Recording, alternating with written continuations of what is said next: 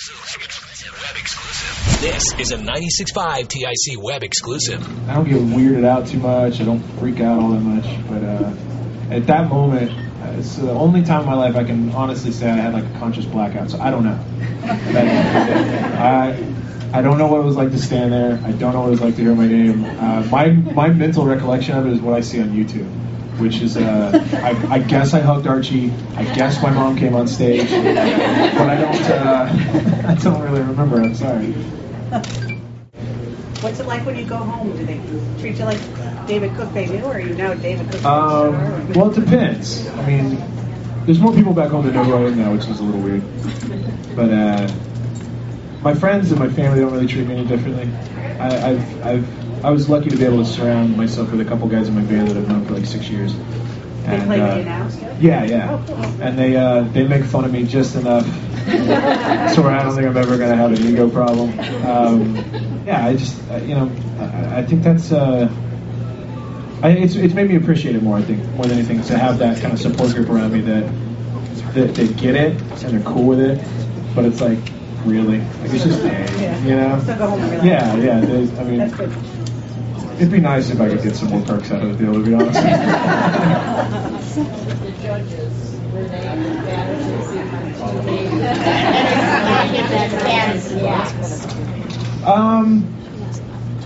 That's an interesting question. I don't know if the judges were bad. I think I will say this. The judges on camera are the judges off camera. Randy will call you dog 10 times in 1 sentence. Guaranteed. I'll call him right now and he'll do it. Paula is the sweetest woman in the world. The best description I could ever give for Paula is she's the sweetest space cadet I've ever met in my life. I love Paula to death. Simon is Simon's a tough one. I think anybody that watches the show knows that Simon's the mean judge, I guess. But the thing about Simon, and I'll be the first to admit, is I lived every week to impress Simon. Like, if you can do well enough to where Simon can't say anything bad about you, you're probably doing okay. And I think he's probably the hardest hurdle. But if you can jump that hurdle, you're fine. Thank you. I've been smelled a couple times, and it's always. I got asked this in a radio interview a minute ago, and it's happened a couple different ways. One, they either try to sneak it in to where you don't notice, but it's obvious you notice because it's like.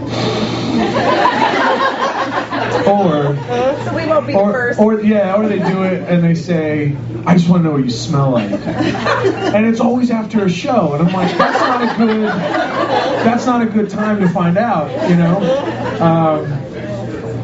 But yeah, that's probably the weirdest.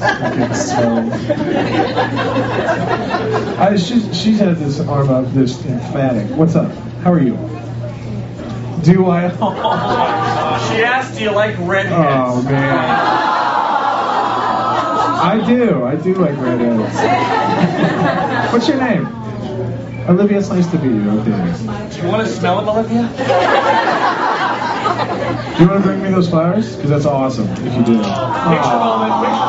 Thank you, darling. Hold on a second.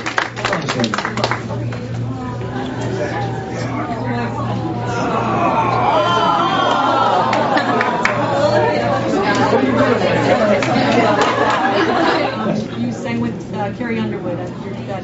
Yes. Are you planning to sing any more with her? With Carrie? Yeah, with Carrie. Any more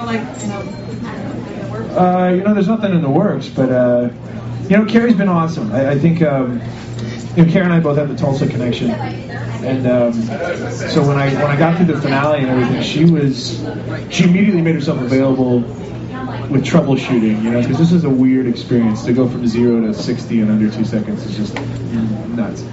And Carrie's really been an awesome friend, and so then to juxtapose that into a performance, I was just nervous to try not to trip her up, Thank you. Oh well, I don't know if Mick Fleetwood would agree with you, but yeah, it was a trip, man, and a lot of fun. She's a consummate performer, and I take notes from her every chance I can get.